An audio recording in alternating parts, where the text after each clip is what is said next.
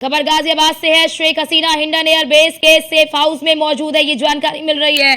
शेख हसीना यहां से दिल्ली जाएंगी या नहीं जाएंगी, दिल्ली जाएंगी या लंदन जाएंगी, अभी तक इस पर सस्पेंस लगातार बरकरार है।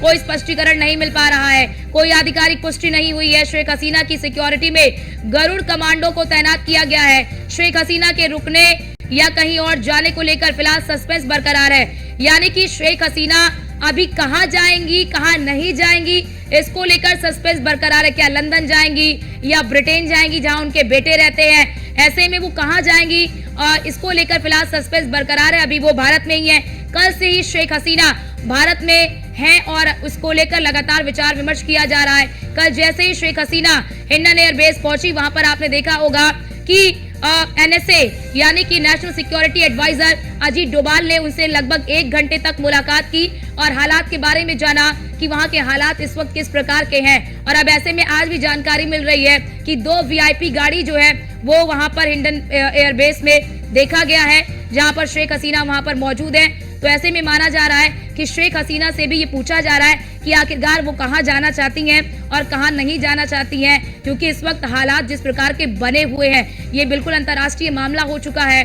तो ऐसे में भारत जो है वो अपनी डिप्लोमेसी को देखते हुए चल रहा है, राष्ट्रहित को देखते हुए चल रहा है, क्योंकि देखिए भारत के सामने भी बहुत सारी चुनौतियां हैं। अगर शेख हसीना को शरण भारत में दिया जाएगा,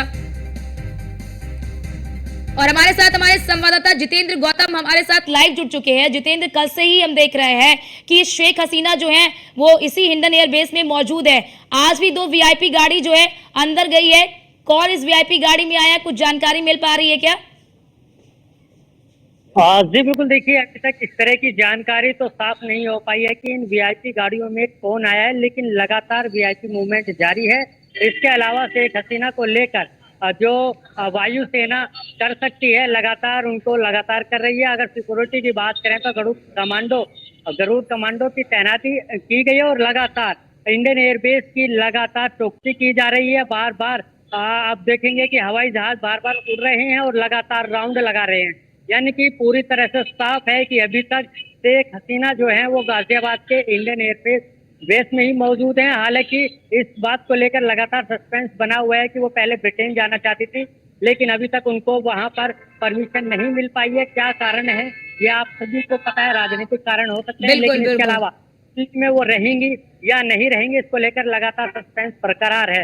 हालांकि आज जब सुबह वो उठी थी तो सूत्रों के हवाले से खबर मिली है कि उनको नाश्ते में टोस्ट दिया गया था। इसके अलावा डिनर की अगर हम बात करें तो वहां पर जो वायुसेना के तमाम बड़े अधिकारी हैं उनके साथ उन्होंने फिश और मटन के साथ डिनर किया था। ये तमाम जानकारियां जो है सूत्रों के हवाले से मिल रही हैं, लेकिन अभी साफ नहीं हो पाया है कि वो यहाँ पर कब तक रहेंगी। क्या वो दिल्ली जाएंगी या फिर यहाँ से एम्बेसी जाएंगी, ये सामने आप देखेंगे। बड़ी बात यहाँ पर जितेंद्र, जैसा आप बता रहे हैं, तस्वीरें भी आप दिखा रहे हैं, देखिए सिक्योरिटी की तस्वीर हमारे संवाददाता दिखा रहे हैं, लेकिन यहाँ पर बड़ी बात ये भी है जितेंद्र, अगर दिल्ली जाना होता तो वो कल चली गई होती, लेकिन अभी फिलहाल वहां पर विचार विमर्श किया जा रहा है।